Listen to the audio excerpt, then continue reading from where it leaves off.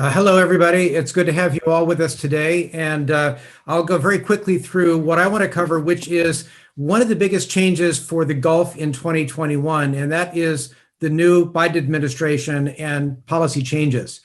Uh, as with all new administrations, President Biden and his team, as you have seen in the concrete actions they've taken in the past week, will focus on domestic issues, addressing the pandemic and getting vaccines in people's arms, trying to get the economy back on track, working on social issues like diversity and racism, adjusting immigration policy, and dealing with the deep political divide currently in the United States. Foreign policy is going to be low on their list of priorities. And when President Biden does turn to foreign policy, he is likely to prioritize issues other than the Middle East. He's going to want to rebuild partnerships with Europe and Asia. He wants to address a rising China. He's going to be pushing back more on Russia than we saw under the Trump administration. The one exception to this on the Middle East is likely to be Iran, which I will discuss in greater depth later in the conversation. The conversation with Iran is likely to involve greater diplomatic activity with key Gulf partners and with Israel, and potentially additional investment and deployments in the region, including some of what CENTCOM Commander General McKenzie indicated this week might be done in the western areas of Saudi Arabia. In Washington, one of the things that AGSIW will be watching very closely is whether or not there is continued politicization of Gulf policy. It is clear that some on the left of the Democratic Party and in the Congressional Human Rights Caucus are attempting to raise serious criticism of the Trump administration's embrace of Saudi Arabia and, to a lesser extent, the United Arab Emirates. Most senior Biden administration officials, people who will be in the administration as opposed to Congress, have indicated that they reject this partisan rhetoric and intend to have balanced relations with our Gulf allies. But while there will be a desire to maintain close relationships with the Gulf, we can all expect to see more private focus in conversations between the governments on human rights, the war in Yemen, and likely greater scrutiny of arms sales. And you all saw yesterday and today that Raytheon Technology CEO Greg Hayes has indicated that the administration may block or delay the sale of an offensive weapons system to a customer in the Middle East, almost certainly the proposed sale of precision-guided munitions to Saudi Arabia. Secretary of State Tony Blinken last week in his confirmation hearings indicated that the United States would end its support for the war in Yemen, but we do not believe that restrictions on offensive systems focused on a Yemen war is going to affect what are seen as defensive systems, things like THAAD or Patriot, and potentially other things as well. Now, despite this move on arms control relatively early in the administration, we do see that there will be bipartisan congressional agreement on at least two aspects of Gulf policy. The first will be strengthening and, if possibly, extending the Abraham Accords and normalization between Arab states and Israel. And a second will be support for GCC reconciliation and the steps taken at this month's GCC summit at Al Ula, Saudi Arabia, to relax the boycott of Qatar. So I've laid out an awful lot that we can talk about later, but I want to pass the microphone on to Bill Roebuck to continue the conversation. Bill? Thanks, Doug, and thank you, Raymond, for the introduction. I'm delighted to be starting my affiliation with AGSIW. It's a great institution and a great group of people to work with. I know that it's not going to be easy to replace the expertise and leadership that my good friend Steve Sesh brought to the organization, but I'm certainly going to do my best. I feel lucky to be coming on board now as a new administration takes office and charts a new policy course for the Gulf. Given my previous assignments throughout the Middle East, I'll be especially interested in following interventions by Arab Gulf countries in broader regional conflicts or through activist diplomacy.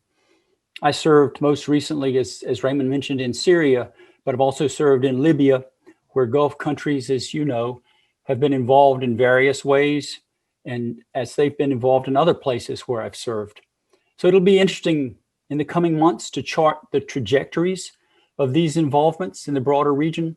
and see where there might be retrenchment back to the Gulf for these countries who are involved, or renewed Gulf activity. I also think it's important to gauge two other key developments: the impact of the Gulf regional players like Turkey and Iran, and the recent strategic realignments one of which Doug alluded to in the region, evident in the Abraham Accords, and the end as well of the boycott of Qatar, or the easing of it. Finally, I think it'd be important to assess the longstanding, as I describe it, project for reintegrating Iraq into the Arab Gulf, which has witnessed uneven progress over the past 2 decades. So it'll be interesting to follow these roles of the Gulf in the Middle East and the influence of the broader Middle East on the Gulf, as well as the impact of U.S. policy on both of these dynamics. With Doug, I feel very privileged to work with an impressive group of scholars who've given thoughtful consideration to these and a broad range of other Gulf issues, and I turn the floor over to them now. I believe we'll be led off by Dr. Hussein, Hussein. Thanks very much, Bill, and thanks to everyone for joining us. It's great to be here with my colleagues today. My guess, I don't have a crystal ball, I'm not much of a prognosticator, but my guess is that 2021 is most likely to be a year of cautious but important rearrangement in the Middle Eastern strategic landscape, probably centered on diplomatic jockeying for position rather than violence, including through proxies. I think, in other words, that we're headed into a brief era of diplomacy rather than anything else. The wars in Syria and Libya and Yemen are largely stalemated in their current positions, and in all 3 cases, the political and diplomatic register looks set to increasingly replace fighting on the ground. Right? That means that all players involved in these conflicts and some other ones will have to try to use the leverage that they lost and gained through force, mainly through proxies, some cases directly, to help shape new emerging political and strategic realities. It's a kind of post-conflict stabilization project that will naturally supplant these conflicts, at least in the immediate term. They could all, or some of them even, get going again, but I don't think any of them look like they're going to erupt in 2021. In addition to that, the Middle East and the Gulf area continue to be an epicenter of the rise of a multipolar world, right? So we've got new regional powers, most notably Turkey joining Iran as a budding hegemon, and the resurgence of additional global powers other than the United States, especially Russia and now China, that are asserting new levels of influence as exactly the role of Washington continues to diminish, which doesn't mean the United States isn't still if it wants to be the most important player, but that there's increasingly space for others, and particularly for Russia as the go-to interlocutor on so many of these post-conflict stabilization conversations. So in that context, all states in the region, both large and small, are trying to diversify their alliances and maximize their options to defend their interests, because they can't necessarily depend on the United States or a simple quiver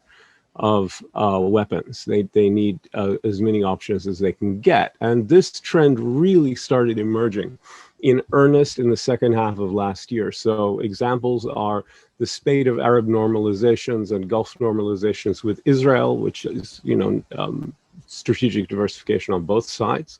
The resolution of the Qatar boycott, which I think for the meanwhile really is over. It's not just eased, it's over. But of course it can start again. It's round 3 or possibly 4 of an existing quarrel. The consolidation of an Eastern Mediterranean alliance confronting Turkey on natural gas related issues, and efforts to reduce tensions between Iran and the UAE in particular, but also Saudi Arabia, and between Turkey and particularly Saudi Arabia, but also the UAE.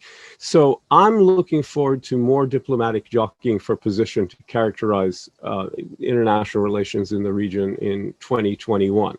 The key questions that will have to be addressed in this sort of minuet that I'm describing. Obviously, will Iran and the US be able to resuscitate the JCPOA, and under what terms? As I keep saying, even compliance for compliance has to be negotiated in terms of what constitutes compliance on both sides and a timetable, so it's not that simple. Will the process of Arab-Israeli normalizations continue with significant breakthroughs? Will Turkey be able to secure a rapprochement with Saudi Arabia or not? It looks very on a knife edge. Will Iraq continue to make progress towards stabilization under a viable national government? Can Saudi Arabia establish the political and diplomatic means to extricate itself from Yemen, as many in Washington are demanding, but it's not so simple because the Houthis have to cooperate with that. And last but not least, how would Gulf countries, especially Saudi Arabia, and also to a lesser extent the UAE, navigate the shift that Doug was describing to a Biden foreign policy after 4 years of Trump? It is possible that new major conflicts or confrontations or the sort of reignition of existing ones would compel a shift back into battle.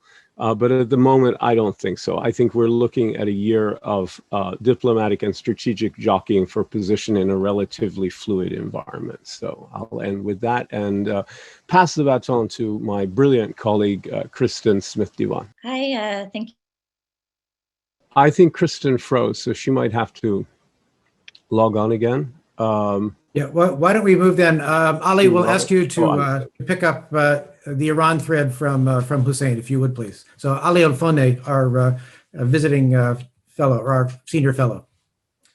Thank you so much. Good morning, ladies and gentlemen. Thank you for providing me with this opportunity to share my analysis with you. There are those risk analysts who believe that the prospects for renegotiation of the JCPOA will reduce the degree of tensions between Washington and Tehran, and we will be witnessing a greater degree of calm in the Persian Gulf region. I am of the complete opposite conviction.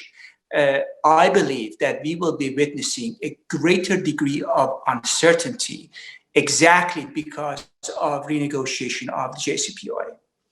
First of all, the US has said it more or less clearly that it desires to include several elements in the JCPOA before re-entering the agreement with Iran and removing sanctions. One of the subjects which was raised by the US is the issue of Iran's regional engagement and the other Iran's missile program. Iran will not be willing to give up those things and will also try to convince the US of walking away from those additional demands. Iran needs bargaining chips, so it will create more crises in the region and then offer itself as a mediator to solve those same crises that it created in the first place. So in other words, Iran will be using regional crises as bargaining chips to protect its missile program and its regional engagement from being renegotiated in the JCPOA. The second part is that of Iran's economy. Now, Iran has gone through several years of maximum pressure campaign. It managed to survive. The regime remains intact. Iran has managed to survive the pandemic. Again, the regime is intact and it survived. Now, imagine what will happen once the JCPOA is renegotiated. The Islamic Republic has access to more money. The natural reaction of the regime would be to give more funding to the proxy groups. More funding to the proxy groups, of course, increases their activity level and also the overall risk level in the Middle East region. And finally, there is the issue of the testing of the Biden administration. The Islamic Republic systematically tests the willingness and resolve of the United States to engage in punitive action against Tehran. So in other words, towards the presidency of President Trump, the Islamic Republic discovered that President Trump was not willing to use force against Iran. Towards the end of the presidency, where there was a real risk of use of force by the US against Iran, the Islamic Republic remained extremely passive, was extremely careful. But now that we have a new administration with the declared goal of pursuing diplomacy towards Iran, we will be witnessing a more activist line from Tehran, where they try to test the United States. So my prediction for 2021 will be a greater degree of overall risk. Thank you. Thank you, Ali. Kristen, looks like you're back on, so we'll go back to you and let you hope for better luck. Thank you. Hopefully we'll do better with round 2 here. Hi, everybody. When we gathered here at the beginning of 2020, I mentioned that I thought I would be spending a lot of time thinking about succession, and that indeed did prove to be the case. We saw the passage of really the founder of the modern Omani state, Sultan Qaboos, and his succession to Sultan Haytham. We saw as well the death of Sabah al-Ahmed al-Sabah in Kuwait, who's a really pivotal and critical figure for Gulf diplomacy and regional politics as well. And then we also saw the passage of Khalifa bin Salman in Bahrain, who was the longstanding prime minister, and in fact the longest standing prime minister in the world at that time. So this really gave us a lot to reflect upon, seeing the passage of these 3 really important figures. And so I think when I look at 2021, I'm really going to be continuing to think about leadership transitions and to follow up and to see, what impact this has made in these 3 different countries. And we know that it has had a really big impact. I mean, if we look at, of course, it could have been anticipated when we look at the passage of Sultan Qaboos, like I said, this really foundational figure, but someone who, there was a lot of deference to the policies that he was taking and his focus on regional politics, with not a lot of shifts and important changes that needed to be undertaken domestically. We're now seeing Sultan Haytham really take those on. And so we've already seen, his efforts to completely reorganize the government, to consolidate a lot of the government, a lot for cost saving, but also to force more accountability. And also, now just recently, looking at the whole leadership structure within the country, of course, bringing his family much more in line. And now it looks like even creating a formal crown prince position where his son will be installed. So, that's the way the leadership functions is also going to be changing, and changes within the royal court as well there. And that's in addition to, of course, the constitutional changes there. So this is a whole big set of shifts, a complete different approach to governance that's going to be taking on these enormous challenges that Oman faces. And we know that Oman, more than any other country in the Gulf, really has to reflect on its finances and how it's going to kind of make this model work, or the model that isn't working, and facing the challenge of diversification that all the states face. So I'll be spending a lot of time looking at Oman and these important changes. In Kuwait, where we see the passage of the emir and the takeover of Nawaf al-Ahmed al-Sabah and Sheikh Mishal, we know that this transition too has brought a lot more, to some degree, more of the same in Kuwait, because we know we've always had a conflictual relationship between the government and the parliament, a very forceful parliament in Kuwait.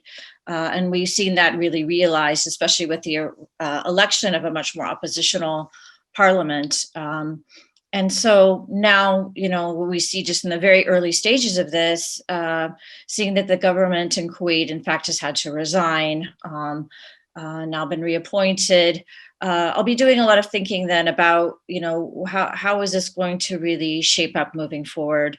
We have this new leadership team, which is older, very experienced, obviously, but coming very much from a security background. How much patience are they going to have for this give and take of Kuwaiti politics? That we've seen historically, and how are they going to restructure the relations with the parliament? Are they going to be able to do it in a more productive way, or are they just going to lose patience? That would be a really important question, as well as how they tackle the issue of corruption, which came up really championed to some degree by a member of the ruling family who also has now passed away. So all of that means having to look at how things are shaping up within the ruling family in in Kuwait, and also if they're going to be able to find a way to really, rule and govern in that country more effectively.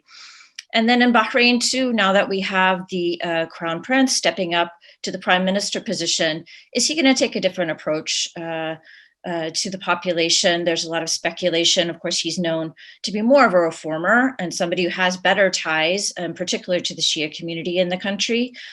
Is he going to take a different approach? Or is that as well in Bahrain, or is he going to be wrapped up a lot in a lot of the internal royal politics as those shift as well? So there'll be a lot to look out there. And so as I'm looking again, taking sort of a deeper dive in these three countries' politics, I'll still need to keep my eye a lot on Saudi Arabia. Of course, that is the one country where we could have a looming succession that we haven't had yet, one that's much anticipated, as the Crown Prince Mohammed bin Salman, of course, has been taking, really, seizing the reins of leadership much more in that country, or from very early stage, and putting a stamp on it.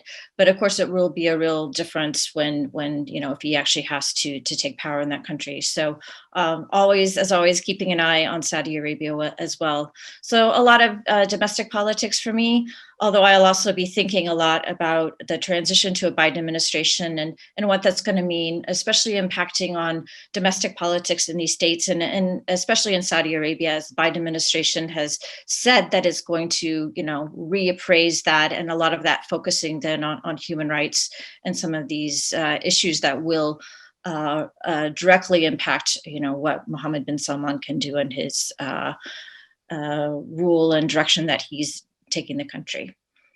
So with that, let me pass on, I guess. Is that right, Doug?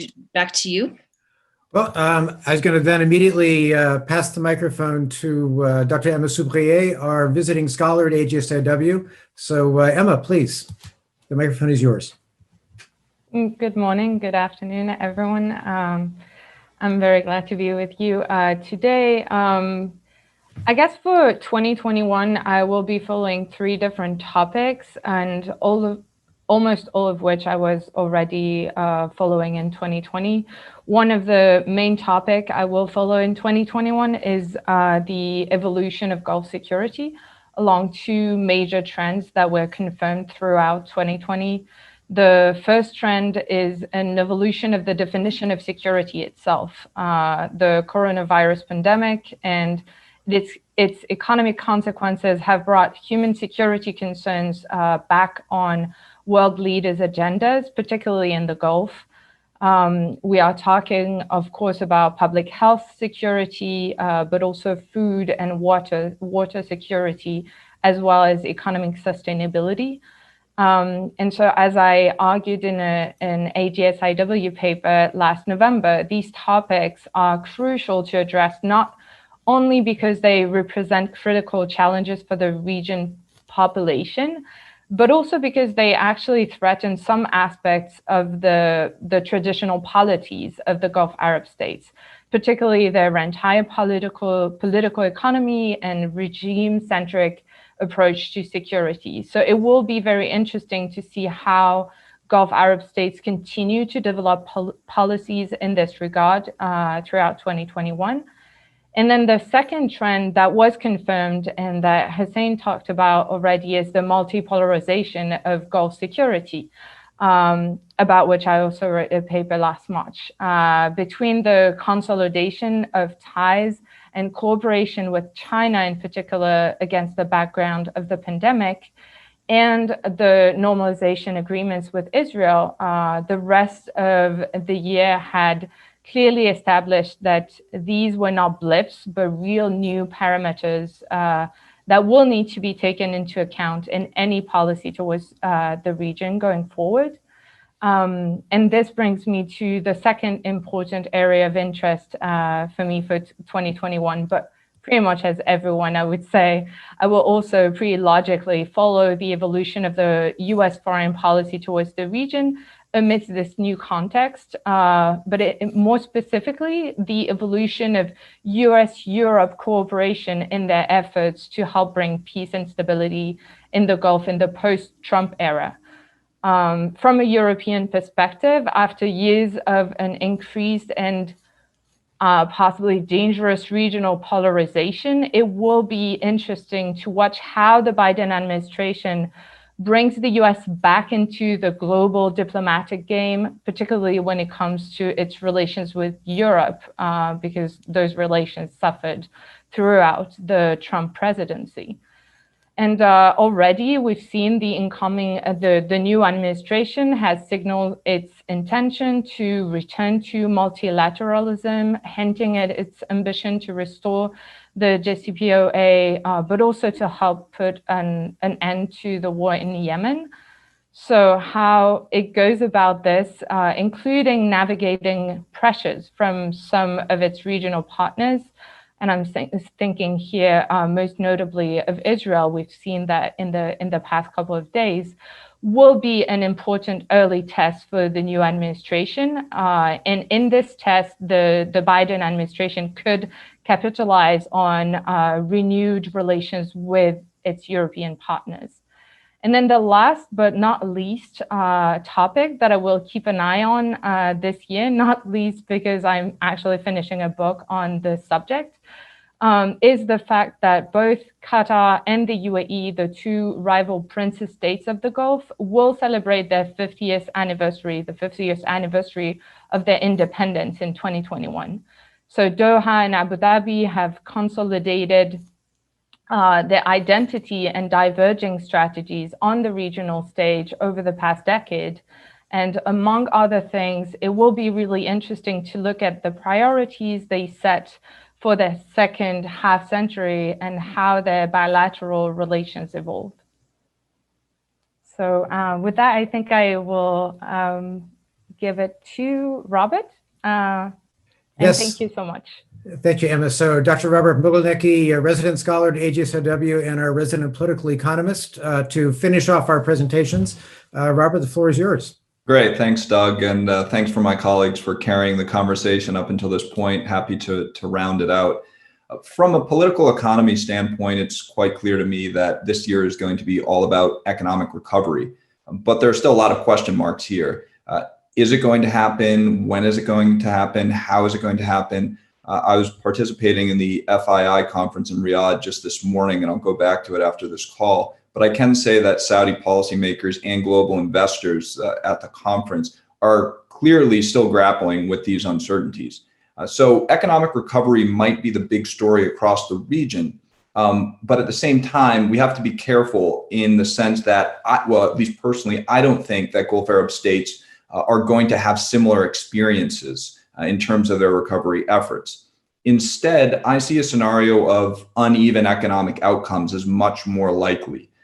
Inequality across the region is almost certainly going to increase, but there are also going to be some big winners coming out of this, both on a national and subnational level. Those countries and firms able to ride out these crises are going to be very well positioned to take advantage of a number of opportunities in different regional economic activities that, quite honestly, were never at risk of disappearing, despite a lot of the very pessimistic economic forecasts that we have been hearing. And also, government and firms with more capital are going to be able to pay to play in a number of new high-tech industries, while those that do not have access to that capital are probably going to fall further behind. How do we determine some of these different economic trajectories and outcomes that I just mentioned? Well, I'm going to be looking in two different areas. One way is to look at the policy mechanisms that are available to Gulf Arab governments and how much flexibility these regional governments have to implement much needed reforms without going overboard and dampening growth prospects. There are going to be new taxes, labor market reforms, slimming down of budgets and bureaucracies. We've already seen all of these things taking place. They'll continue to happen over this year. The question is, what states are going to emerge from these reforms slimmer, stronger, and more agile? And where are there going to be areas of significant economic pain inflicted because of these reforms? That's one area. The second area has to do with how international partnerships are going to unfold across these recovery efforts. Who are the winners and losers of the Gulf reconciliation with Qatar that my colleagues have mentioned? How will Israeli Gulf cooperation manifest beyond MOUs and the signing of strategic agreements? And in what ways will the Biden administration support or not support U.S. businesses operating in the Gulf? Last but not least, how does China see its future role in the Gulf? And in what ways is the Chinese government and Chinese firms advancing their economic interests across the region? I know I put a lot of questions out on the table, but perhaps that's a good way to kick off the question and answer period of today's discussion. Thank you very much. Two options for those of you who want to engage in the discussion and ask questions to our scholars. One is the written Q&A function. We already have a couple of questions, but if you'd prefer to use the raise hand function, the yellow button at the bottom of your screen, we'll open your microphone and let you raise it live. So we will start with the first two questions written here, one by Omar Al-Ubaidli to Dr. Diwan. From a regional perspective, Kuwait's political system has many virtues, most notably a free press and empowered legislature, but it seems to suffer from a chronic lack of state capacity. Can you explain why the Kuwaiti state remains weak, assuming that you agree with that assessment, and what are plausible routes toward a more effective government? Hi, thanks, Omar, for the question. I mean, it's kind of a perennial question in the Gulf, right, about Kuwait, and you're exactly right. Some people see it as a real strength that the country really has a real system of engaging its population through the parliament. And as you mentioned, a much more free press that allows for a lot of more things to come to light. But of course, then, there's also been the problem that in this setup, you see sort of chronic instability in Kuwait due to the conflict between the parliament and the ruling family-led executive and an inability to sort of coordinate that.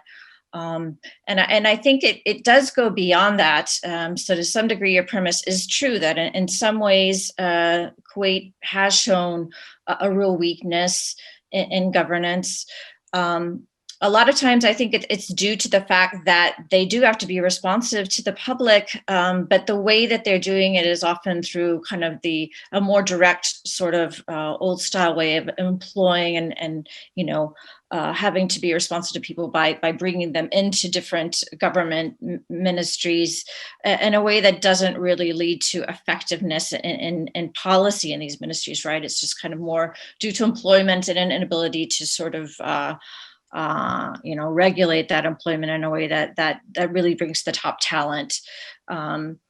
This isn't, I don't think that would be fair to put that across the board that that's the case. And of course, the Kuwaiti government is effective in some elements of its policy and less effective in others. But I think it is fair to among public terms of a lot of public services and, not the responsiveness that you would think you would find in a wealthy state, and especially as you look across the region. So, I think part of the challenge for Kuwait really is wrestling with that. It's unclear whether that's going to come through a complete reorientation in the way that the governments are formed. And that's, clearly what we see as part of the battle today, right, is about the formation of the government, with the parliament saying, we have an oppositional parliament. We should be able to have more say in who's going to lead that government in the prime minister position. And we're not rejecting that you're returning with the same prime minister.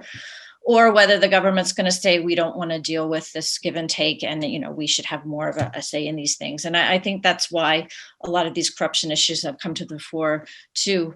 So I think it's going to be interesting to see how this plays out, and whether those sorts of political negotiations can lead to a more virtuous circle, or whether we're still going to have this kind of ongoing conflict. But I think more and more people in Kuwait are saying that there needs to be systemic shifts in how this policy is undertaken. Thank you very much, Kristen. Our next question comes from Ambassador David Welch.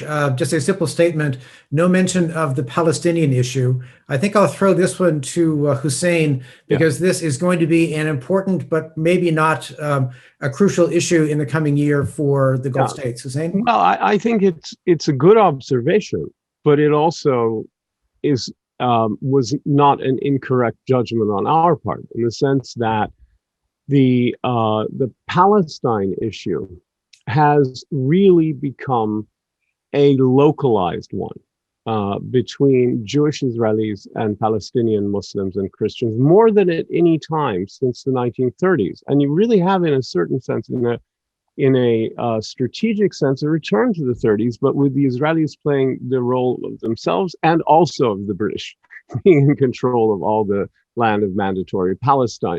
But my point here is that the Abraham Accords signal several things. First, that the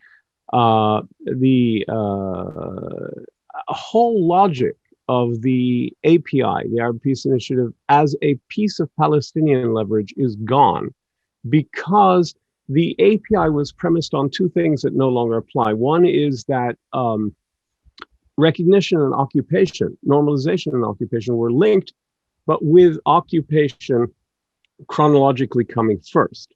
And that's now completely inverted, at least for the countries that have begun normalizing with Israel, so that you normalize first, and then hopefully you do something about occupation. The other thing is that each country is negotiating its own package of concessions and terms with Israel and the United States based on its own agreement. So that not only is the linkage broken and the chronology inverted in a way that makes it no longer useful to Palestinians, the Arab world no longer presents itself as a bloc, as an incentive, a unified bloc that incentivizes Israel to come to terms. So this is really sort of the final nail in any notion of a regional component in Palestinian-Israeli peacemaking, in my view. In addition, it exposes the fact that Palestinians have lacked a coherent, independent national strategy for the past few years. They have relied entirely on the API. Either they would, if you said to them, what's your national strategy? They would either say the API or they would describe the API without using those terms. They are now confronted with the fact that they had put their national future in the control of others who might and did eventually decide that they had other issues that were paramount, and they were moving right along, leaving the Palestinians with nothing. I would argue that the reason that the Palestinians got into that situation is they lack a bona fide national leadership. Now, you'll see that there is a component of Gulf as well as other pressures pushing Hamas and Fatah to discuss national reconciliation, elections, etc. I wouldn't hold my breath on any of that, all right? But I would say that it's significant that the Qatar boycott ended first, and then the Hamas-Fatah talks began, because I think both sides of that equation, both Qatar and Turkey on the one hand, and Saudi Arabia, UAE, Egypt, are pressing Hamas and Fatah to bury the hatchet to some extent, insofar as they can. I think the most important thing that's going on there, which is real and has been almost entirely overlooked, is that Hamas has agreed to effectively join the PLO, which means that after 25 years of railing and fighting and kicking and screaming against the two-state solution, they've just acceded to it, because they're joining the PLO on terms of the 1993 letters of mutual recognition and declaration of principles. It really is a total capitulation by Hamas, and it hasn't been, I think, properly acknowledged. It could be reversed at any time, but at the moment, it's them giving the store away in a way that people are being nice and not talking about too much. So what I really want to say is that the reason that we haven't gotten into it is precisely that the issue of, while relations with Israel are very important strategically to Gulf countries, the Palestinian issue is not. That can change at any moment if there is an explosion of violence or some other means in which what is now a localized struggle becomes again regionalized through some means, probably involving conflict. I don't expect that to happen in 2021 or necessarily 2022, but I think at some point it's inevitable unless there's real progress, because people cannot live like this. It's just, even the coronavirus gives you an example. Israeli settlers all getting vaccinated right away, and the Palestinians in the villages right next door indefinitely waiting. Why? Well, really, I mean, you could say citizenship, but it's actually because of their ethnicity. It's really just because of their ethnicity. That is a unique situation in the world, and it summarizes sort of the abuses of occupation, and that just is not sustainable over time. Sam, thank you very much. Our next question is from Chris Davis, AGSIW board member, and he asks, assuming the Abraham Accords will indeed open up new economic opportunities between Israel and the UAE or others, what areas, what sectors do we believe there may be growth and opportunities in? And I'll definitely throw this one to Robert as our expert on these possibilities.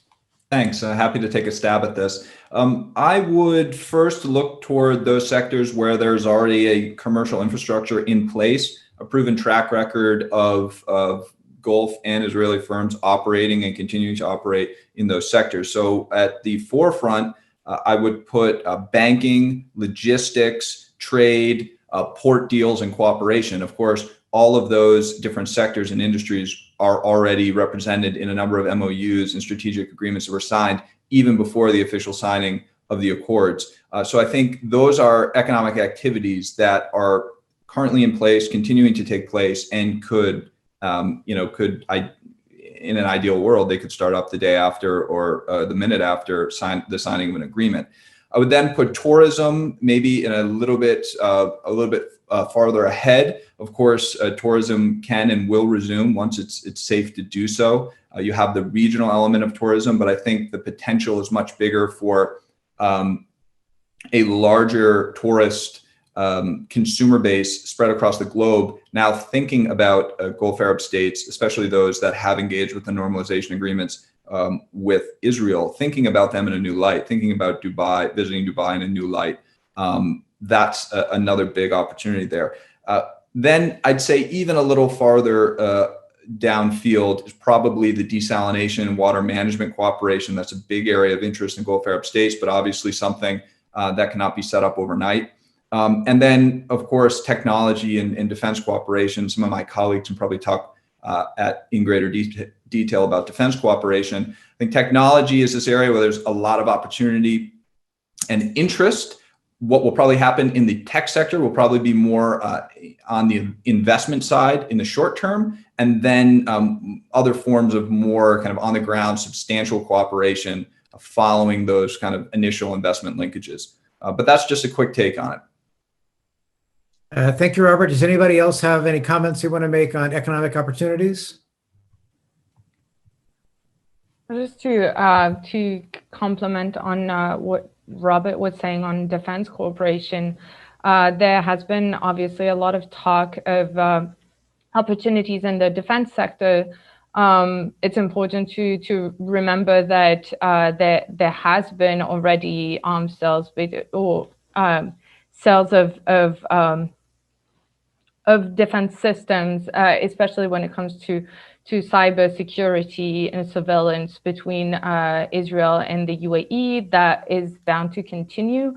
There also has been talks of maybe some spare parts of big deals with the United States being actually manufactured in Israel. I'm talking of the F-35 deal among others, and there also has been talk of Gulf countries, including the UAE, possibly being interested in the Iron Dome. So those are all topics that we've read about and that are possibly in the pipelines. I would also add that there has been cooperation, or at least it's mentioned in MOUs that they are interested in cooperating in agricultural technology also to address more the food security aspects of security. And last but not least, I think the most important topic when it comes to security and defense that they will continue cooperating on is artificial intelligence, cybersecurity, and everything connected to that, in link with clear links to China, as I was mentioning before. I'd like to add one small thing, which is there are doubts on both sides, and it's worth mentioning the doubts. Right. One is on the Israeli side. The doubt is that, well, the investment's all going to mainly come from us, that the technology is going to come from us, and the playing field is skewed in the UAE. The laws benefit the UAE. You invest in the UAE, you'll never get your money out, etc. That, in other words, there's no transparency, no accountability, lack of rule of law that investors would want, and this is something Israelis are warning themselves about. On the UAE side, they're saying, well, all the initial profits are going to go to Israel. Because they're in the position to extract surplus from us and not the other way around. So it's not, there is a honeymoon and there is a kind of pink cloudism going on here, but there are doubts that could feed into a more negative set of attitudes that could emerge over time. These are, in other words, these are fears that will have to be overcome gradually. Thank you, all three. Our next question is a bigger picture one from Ambassador Deborah Jones, who would seek our views on the Cold War equivalent of the struggle between political Islam on one side and hereditary monarchies on the other, and how we see that playing out. Kristen or Hussein, do one of you want to take that on? Sure, I'll start out, and then I know Hussein will probably want to jump in as well. Deborah, Ambassador, I'm not sure exactly how you're thinking about this. It's interesting, though, the way that you frame it. You could go back to almost like Abdel Nasser and stuff, who of course was Arab nationalist, but these kinds of divisions between, the monarchies and their sort of alliances and the more populist countries. I'm not sure those really hold up in the current environment, right? So if you can't really put the Islamist leaning countries and the monarchies on one side anymore, when clearly we saw those divisions cut right through the Gulf countries themselves. So, I guess the pivotal country that would be a nominally democratic but Islamist leaning country would be Turkey, would be a prime example of that. But of course, Turkey had alliances with Qatar, notably, pretty sympathetic opening to Kuwait, with Saudi Arabia and the UAE being quite resistant to that. So I think those shifts obviously strategically cut right through the Gulf states itself.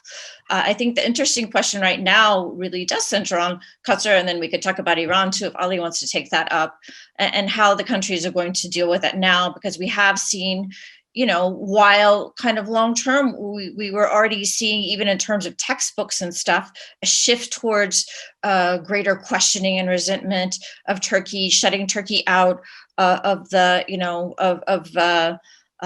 even Turkish soap operas, shutting them out of Saudi Arabia. Cutting them out of their textbooks, or presenting them in a negative light, which implies a long-term Cold War.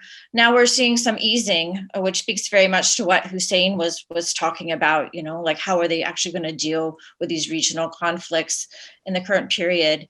And I would argue that a couple of things are operative right now. It's the adjustment to the Biden administration and realizing that the region is going to have to come to terms on its own with all of these conflicts to a larger degree than in the past. And then the coronavirus pandemic, which is really meaning that these countries have to wrestle with huge economic challenges, right? And that, they're going to need investment. They need these sorts of things. They need these conflicts to calm down. So this is all feeding into the trends that Hussein is talking about. So it'll be interesting to see if those really gain strength. And underlying all that, I think, is the tremendous changes that's happening within political Islam itself. We know that there were enormous, weaknesses in these more radical elements of Islamism. Even coming into this period, it just was not catching as much with the younger populations. We're looking in a different way. And I think that's what's allowed for a country like Saudi Arabia under Mohammed bin Salman to really, reshift its entire orientation towards Islamism in a way that was not predicted by many people at all. So I think those much deeper shifts that are happening within the Islamic sector itself are also something really to reflect upon and to write more about. And I've been looking at some of that in my work and hope to do more of that. I guess I would like to add quickly. I think that the one of the final points that Kristen was making is right on the money as far as I'm concerned. The appeal of jihadism, the Salafist jihadism of Al-Qaeda or Daesh right now requires an extreme situation in order to take hold of hearts and minds of most young people. In other words, if you're not in a chaotic, anarchic, existentially threatening situation in Syria and Iraq and Libya, and it just doesn't seem to have that much pull. The shift to nationalism as a legitimating governance principle that Kristen has been writing about for a long time and talking about and kind of alluding to here, not only takes advantage of a kind of weakness in Islamist movements, both extreme Salafist jihadist and more, so relatively moderate, like the Muslim Brotherhood related groups, or those kind of Islamist groups. In addition, it's a counterattack against them, right? Because the Brotherhood movement essentially appeals to a kind of religious populism, the Ummah, the religious affiliation of Sunni Muslims, and the nationalist populist sort of Saudi first, Emirates first, Qatar first populism it pushes directly against that, because essentially it paints transnational Islamist sentiments as insufficiently patriotic at best, and actually treacherous and treasonous at worst, because they put something above Saudi first, Qatar first, UAE first, the Islam first. But that in politically that doesn't work. So I do think, insofar as the nationalist populism that's a global phenomenon has caught on in the Gulf, it squeezes the Islamists, especially the Brotherhood-style Islamists, out even more. It makes it harder for them to get a foothold, because you can't really be both. I'm going to take, for a last question, a combination of two questions that we have from Timur Khan and John Duke Anthony, which essentially revolve around the Iran-Iraq Gulf interrelationship. And we'll send this one to Ali Alfone. First question is, what do the Iranians think of efforts by the Gulf to draw Iraq back into, to reintegrate Iraq back into the region, and how will militias or the Hashd al-Shabi try to undermine that? And then how might that affect the American military footprint? What are the goals of Iran and the Shia militias in Iraq toward a U.S. presence? So Ali, I'll send you both of those questions. Yes. So Tehran was deeply concerned when they saw Muqtada al-Sadr visiting Riyadh, allegedly receiving money. They were deeply concerned when they saw the umbrella organization of the Popular Mobilization Force suddenly split into two factions, one loyal towards the clergy in Najaf, another one loyal towards Ayatollah Khamenei. And these are all because of the fact that the common enemy that brought all the Shia under the same umbrella, which was the Islamic State, no longer exists as a threat. And absent such a threat, Iran has no legitimacy to be present militarily in Iraq. The Shia militias have no legitimacy to be outside of the law in the Iraqi political system. And those things are very hard for Iran to tackle. And still worse, if you read economic analysis coming out of Tehran, they are deeply concerned about the potential of even small countries like UAE through their economic investments in Iraq to gain a lot of economic influence and grounds in the Iraqi field. So unfortunately, I'm expecting a greater degree of sabotage from Tehran's side in order to maintain its presence in Iraq. Iraq would not be so easy for Iran to control if it is a well-ordered state, if the central government is strong. But if the central government is weak, if there, if there isn't, there's no trust between the Iraqi groups themselves, then Iran can take advantage of it. Any other final comments? Very quickly, yeah, just very quickly. I mean, I think you can expect the same dynamic to continue to grow at a much lesser degree, more attenuated, but significantly in Syria.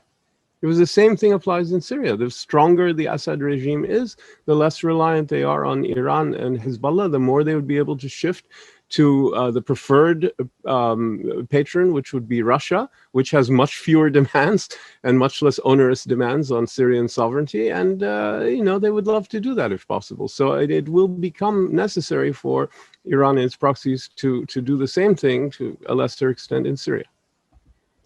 And one final comment for me, maybe to close out the whole discussion.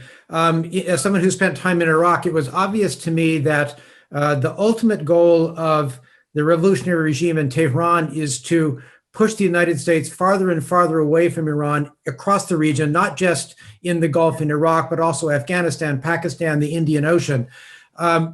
What you see now is the area where they have the most influence and can apply the most pressure to U.S. forces. Iraq is where most of the action will be, because Iran can do that without direct engagement with American forces that would cause a U.S. military response. So again, I think in answer to John Duke Anthony's questions, you will continue to see low-level continued pressure through the Hashd al-Shaabi, the Shia militias in Iraq, encouraged by Tehran, sometimes pressed, sometimes they'll put the brakes on, but with the goal of pushing American forces, American influence farther from Tehran in the region. Since we've gone over time, I think I will end this here, and I want to thank all of you who attended this morning. We hope that you have seen the broad range of expertise, the broad range of experience that we have here at AGSIW, and that our scholars have been able to whet your appetite for more and explain what they are able to do. We welcome you all back to future programs. We welcome you to visit our website, www.agsiw.org, to see our written work, which follows up on not only the scholars that you see on the screen, but some of our non-resident fellows from around the world who do excellent work for us. So from here in the suburbs of Washington, D.C. on a cold January morning, I want to say thank you all for attending, and we will see you all in future events.